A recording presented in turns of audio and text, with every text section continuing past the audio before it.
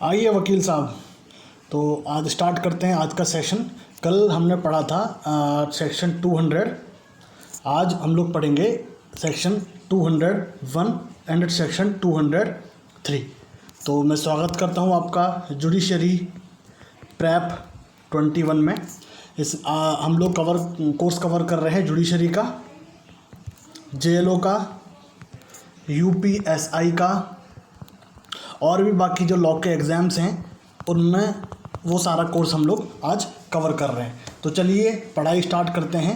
आज स्टार्ट करते हैं सेक्शन 21 को।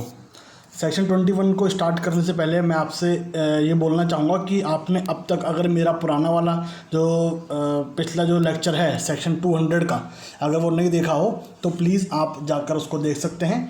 तो आज सेक्शन 201 अपन स्टार्ट करते हैं।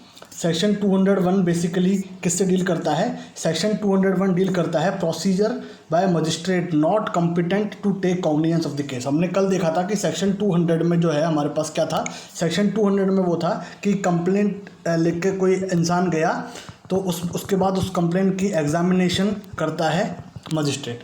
अब क्या होता है कि कोई एक इंसान है, किसी के साथ अगर मान लीजिए कुछ गलत हुआ है और उसको ये नहीं पता है कि वो कौन सी कोर्ट में जाए ना जाए, तो उसके पास सबसे अच्छा फ़ायदा वो 201 का उठा सकता है कि वो किसी भी जो भी उसके आसपास कोर्ट है वो वहाँ पर चले जाए और वहाँ पर जाकर वो अपने कंप्लेंट दायर कर दे। उसके बाद अगर उस कोर्ट को लगेगा कि वो जो केस है वो उसके जुरिडिक्शन में नहीं आता है तो वो कोर्ट अपने आप ही उस इंसान को जिस कोर्ट के अंदर वो का केस होगा वहाँ पर उसको फॉरवर्ड कर देगी। तो देखते हैं उस मजिस्ट्रेट के बारे में देखते हैं कि जिस मजिस्ट्रेट के सामने कोई एक ऐसा आदमी आया है अपनी कंप्लेंट लेकर, वो मजिस्ट्रेट अब उस आदमी के साथ क्या करेगा, वो उसको किस तरीके से डायरेक्शन देगा और कैसे वो उसकी कंप्लेंट को दूसरे पास भेजेगा, तो क्या क्या प्रोसीजर वो अपनाएगा।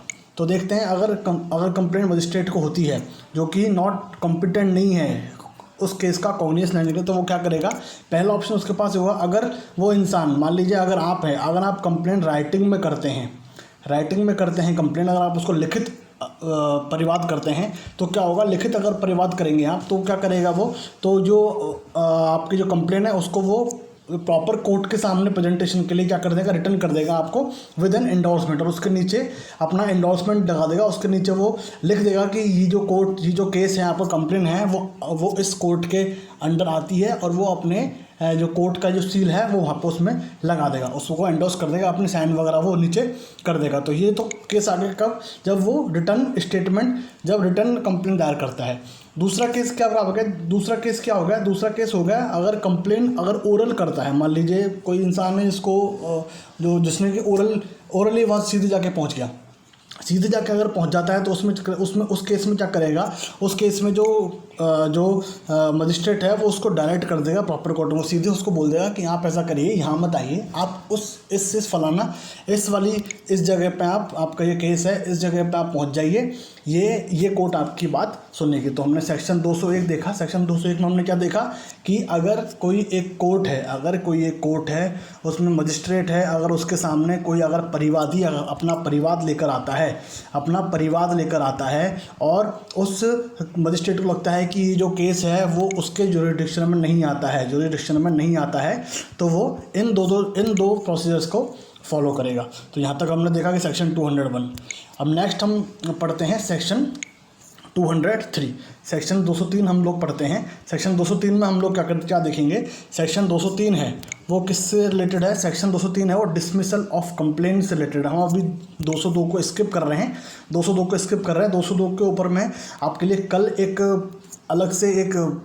अलग ही टॉपिक लेके आऊँगा। 202 में एक पर्सनल टॉपिक लेके आऊँगा, उसमें सिर्फ हम लोग 202 के बारे में डिस्कस करेंगे। अभी 203 के बारे में डिस्कस कर लेते हैं। 203 में क्या है, डिसमिसल ऑफ कंप्लेंट के बारे में 203 में बोला कि अगर मान लीजिए कोई कंप्लेनेंट अपनी कंप्लेंट लेकर आता है और उसका डिसमिसल कैसे होगा। जैसे कि हमने 200 में देखा था कि बिना एग्जामिनेशन करे बिना अगर डिसमिसल कर दिया जाता है तो इल्लीगल होगा, तो वो डिसमिसल इल्लीगल होगा। तो इसमें फॉर श्योर है कि एग्जामिनेशन तो कंप्लेनेंट का करना ही पड़ेगा।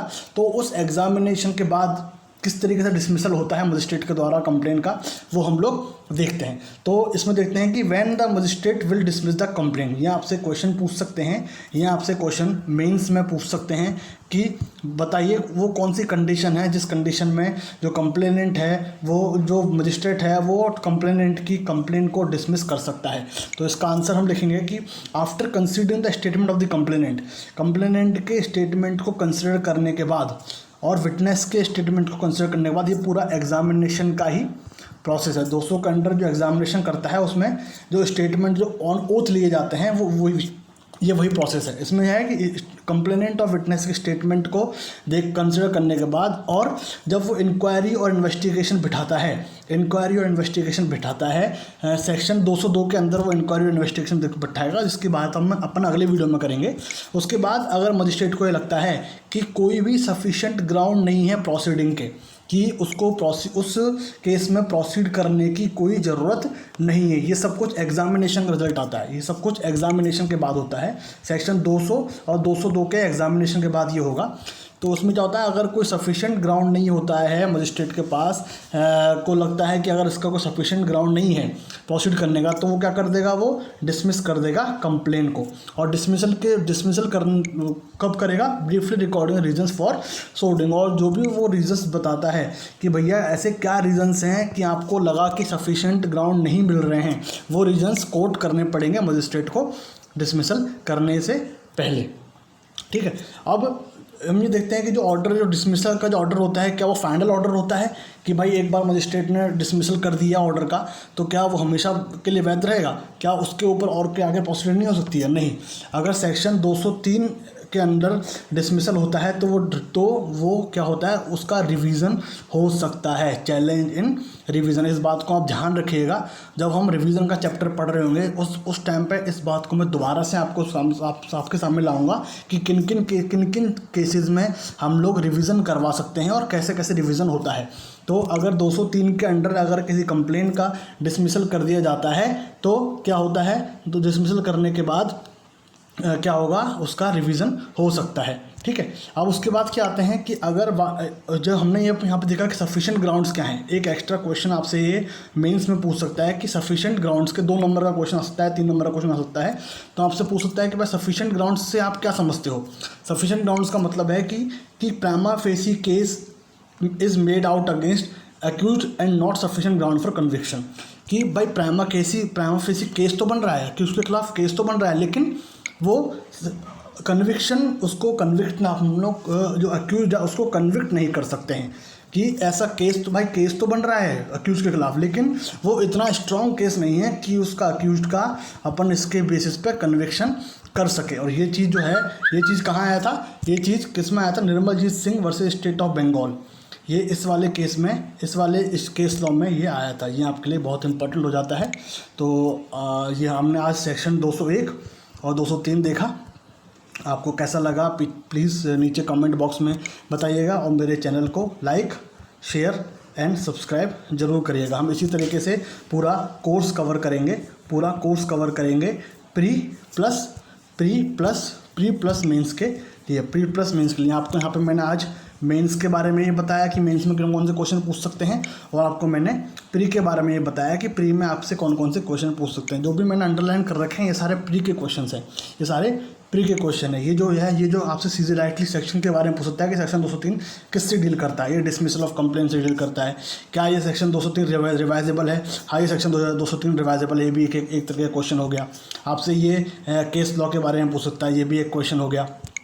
और इसके अलावा हम अगर सेक्शन 201 में देखें तो आपसे ये पूछ सकता है, पूरा इसके हेडिंग पूछ सकता है कि ये प्री में आपसे पूछ सकता है। उसके बाद आपसे ये अगर रिटर्न कंप्लेंट होगी तो क्या प्रोसीजर होगा, और ओरल कंप्लेंट होगी तो क्या प्रोसीजर होगा, ये सब कुछ आपसे पूछ सकता है। Thanks for watching my video.